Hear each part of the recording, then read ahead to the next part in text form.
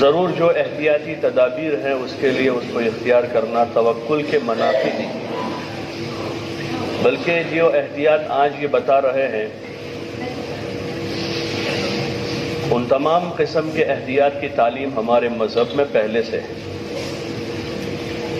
ہمارے دین میں وہ ساری احتیاط پہلے سے ہیں۔ ہر مسلمان کو وضو کرنے کا ایک مخصوص طریقہ ہے جو کم از کم 5 وقت کا نمازی دن بھر میں 5 مرتبہ وضو کرے گا، اور وضو اعضاء کو 3 مرتبہ دھونا سنت ہے۔ تو ہر وضو میں 3 مرتبہ ہر عضو کو دھوئے گا، اور ہاتھوں کو تو پہلے 3 مرتبہ دھونے کے بعد وضو شروع کرے گا، پھر جب ہاتھ دھونے کا نمبر آئے گا تو دوبارہ 3 مرتبہ دھلے گی۔ وضو کا جو طریقہ ہے 3 مرتبہ ناک کی نرم ہڈی تک پانی چڑھا کر بائیں ہاتھ کی چھنگلی سے اچھی طرح سے ناک صاف کر کے وہیں جھاڑ کر 3 مرتبہ اچھی طرح صاف کرنا، چہرے کو اچھی طرح سے دھونا، مل کر دھونا، کان کا مسا کر کے کانوں کو صاف کرنا، اور صبح اٹھنے سے لے کر رات تک میں 10 مرتبہ مسواک کرنا سنت ہے،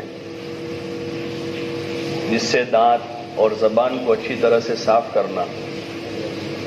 کسی کو جمائی آوے جس کو اپنے بگاسو بولتے ہیں تو اپنا ہاتھ چہرے پر رکھ دے۔ کسی کو چھینک آوے تو سیدھا لوگوں کے سامنے نہ چھینکے بلکہ ایک طرف ہو جاوے، اور کوئی کپڑا رومال وغیرہ اپنے چہرے پر رکھ کر چھینکے۔ چھینک کی آواز کو آہستہ کرنے کی کوشش کرے۔ یہ سارے آداب اور سنتیں ہیں، یہ ہمارا مذہب اور ہمارا دین ہے۔ ہر جگہ نہ تھوکیں، ہر جگہ پیشاب نہ کریں۔ پیشاب کرنے کا طریقہ بتایا ہے کہ بیل میں پیشاب نہ کریں، سائے دار درخت کے نیچے نہ کریں، سائے دار دیوار ہو، کوئی بیٹھک وغیرہ بنی ہوئی ہو وہاں پیشاب نہ کریں، جہاں لوگوں کو حرج ہوتا ہو وہاں نہ کریں، راستے میں کچرا نہ ڈالیں، اپنے آنگنوں کو صاف ستھرا رکھیں۔ یہ ساری تعلیمات حضور صلی اللہ علیہ وسلم کی تعلیمات ہیں، جس کو آج پریکٹیکل حکومت کے محکمے لوگوں کو بتا رہے ہیں۔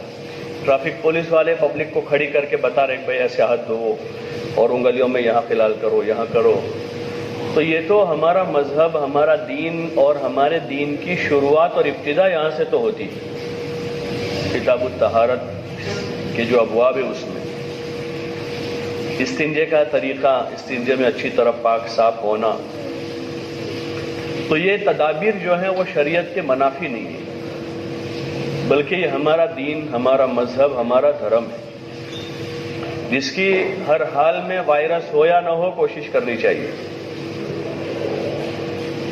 ہر حال میں یہ سارے آداب ہیں ہمارے۔ جیسے آدمی چھینک کھاتا ہے تو ویسے عام دنوں میں ابھی وائرس کی وجہ سے وہ کہہ رہا بھائی رومال رکھ دے، پبلک کے درمیان میں نہ رہے، وہ ایک طرف ہو جاوے۔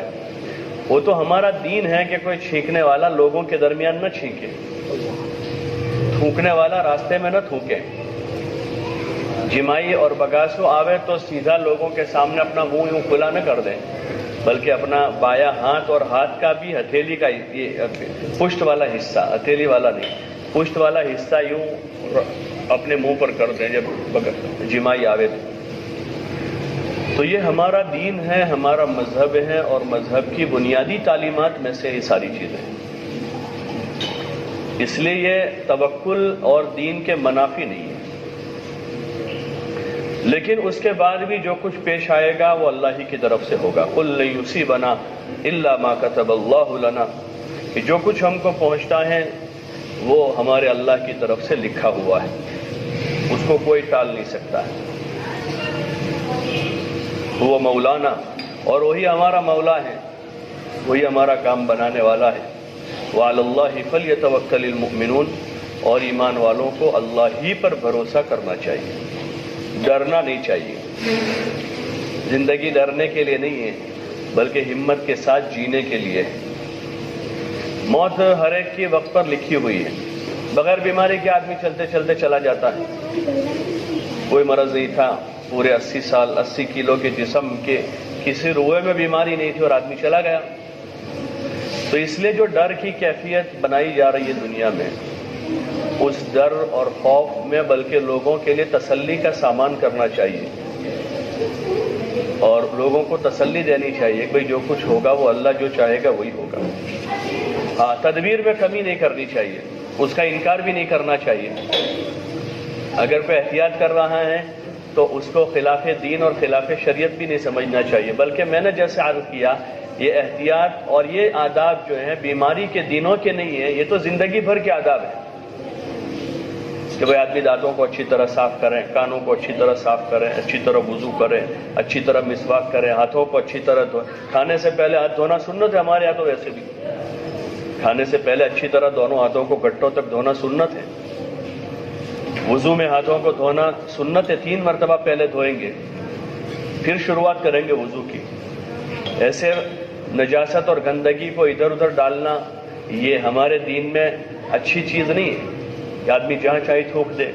گھر کے کونے میں بعض پان کھانے والے، تمباکو کھانے والوں کے گھر جاتے ہیں تو ان کے کونوں میں پچکاریاں، وہاں گھر کے کونے میں آدمی کتنا یعنی نادان ہے، جہاں جس کمرے میں سوتا ہے اس کمرے کے کونے میں پچکاری مار رہا ہے.